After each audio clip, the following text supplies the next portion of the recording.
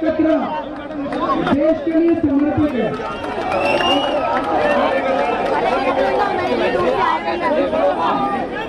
मैंने जिंदगी में बहुत संघर्ष किया है,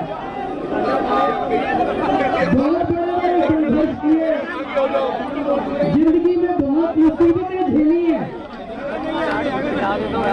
लेकिन हर कदम पे भगवान ने मेरा साथ दिया। ऊपर वाले ने मेरा साथ दिया। क्यों? क्योंकि मैं सच्चा था, मैं सही था, इसलिए भगवान ने मेरा साथ दिया।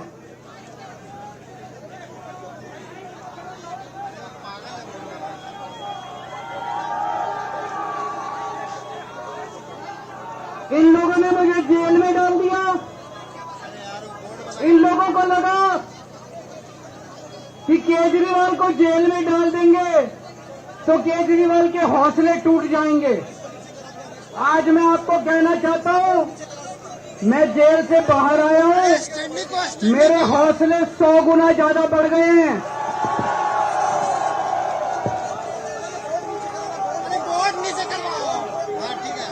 मेरी ताकत 100 गुना ज्यादा बढ़ गई है। इनकी जेल की मोटी मोटी दीवारें, इनकी जेल की सलाखें केजरीवाल के हौसले को कमजोर नहीं कर सकती। मैं भगवान से प्रार्थना करता हूं, जैसे आज तक ऊपर वाले ने मेरे को रास्ता दिखाया, ऊपर वाले ने मेरे को ताकत दी, ऐसे ही भगवान मुझे रास्ता दिखाता रहे, मैं देश की सेवा करता रहूं। और ये जितनी राष्ट्र विरोधी ताकतें हैं जो देश के विकास को रोक रही हैं, जो देश को बांटने का काम कर रही हैं, जो देश को अंदर से कमजोर करने का काम कर रही हैं, जिंदगी भर में इनके खिलाफ लड़ा हूं, आगे भी ऐसे ही लड़ता रहूंगा। भारत माता की, भारत माता की। 177 दिन के बाद अरविंद केजरीवाल बाहर आए और बाहर मौजूद अपने कार्यकर्ताओं को संबोधित कर रहे थे। थोड़ा भावुक भी हुए और इन्होंने कहा कि मेरे शरीर का कतरा कतरा जो है देश को समर्पित है। इसके कई पॉलिटिकल रेफरेंसेस भी हैं और निकाले भी जाएंगे। और उसके अलावा उन्होंने कहा कि देश को बांटने वाली शक्तियां जो है उनके खिलाफ मैं जीवन भर लड़ता रहा हूं और अब भी लड़ूंगा। हमारे सहयोगी दोनों मौजूद हैं, उनसे दोनों से एक एक छोटा छोटा रिएक्शन। दीपक बिष्ट मौजूद है, मैं उनसे बात करूंगा। दीपक, खासतौर से वहां पे बातचीत को लेकर तमाम कार्यकर्ता और तमाम वहां पे पार्टी के लोग मौजूद हैं, क्या कहना है? और दूसरी बात ये, जो जिस तरह से उन्होंने अपने बात कही, बहुत स्पष्ट तरीके से कही, उसका क्या रेफरेंस निकलता है? दीपक।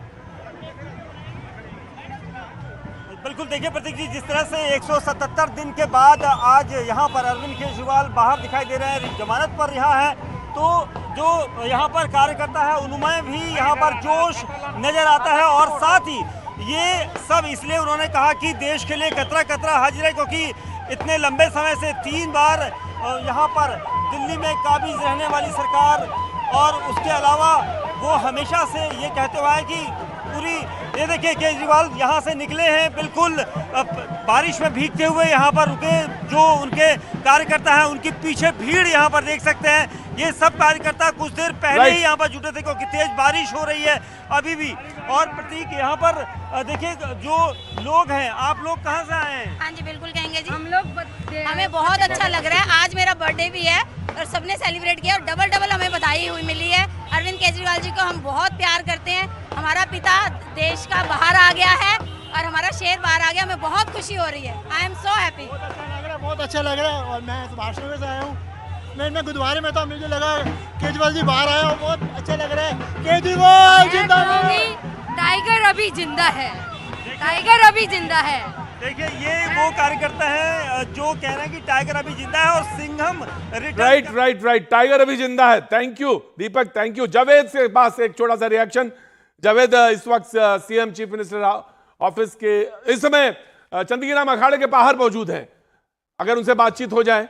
देखिए, जैसे ही ये पता चला कि अरविंद केजरीवाल जेल से बाहर आ गए हैं, चांदगीराम अखाड़े पर, जो कि अरविंद केजरीवाल के आवास से करीब 1 किलोमीटर दूर है।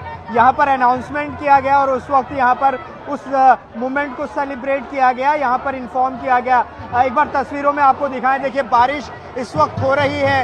अगर मैं आपको तस्वीरें दिखाऊं तो देखिए कार्यकर्ता इस बारिश में भी डटे हुए हैं, अरविंद केजरीवाल का इंतजार कर रहे हैं। अरविंद केजरीवाल यहीं पर आएंगे सीधे तिहाड़ से, और जो कार्यक्रम है उसके मुताबिक यहाँ से एक छोटा सा रोड शो होगा चांदगीराम अखाड़े से अरविंद केजरीवाल के आवास तक। तमाम कार्यकर्ता यहाँ मौजूद हैं, कई विधायक यहाँ पर हैं, कई वरिष्ठ नेता जो है वो तिहाड़ पहुंचे थे, चाहे उसमें भगवंत मान हो, संजय सिंह हो, मनीष सिसोदिया, आतिश सिंह, सौरभ भारद्वाज, ये सब लोग तिहाड़ में उनके साथ आ रहे हैं। उनकी पत्नी सुनीता केजरीवाल भी हैं, तो सीधे यहीं पर आएंगे। वहाँ उन्होंने संबोधन किया और अब जब यहाँ पहुंचेंगे यहाँ वो क्या कहते हैं ये देखना होगा। लेकिन बारिश लगातार यहाँ पर हो रही है और इंतजार हो रहा है अरविंद केजरीवाल का।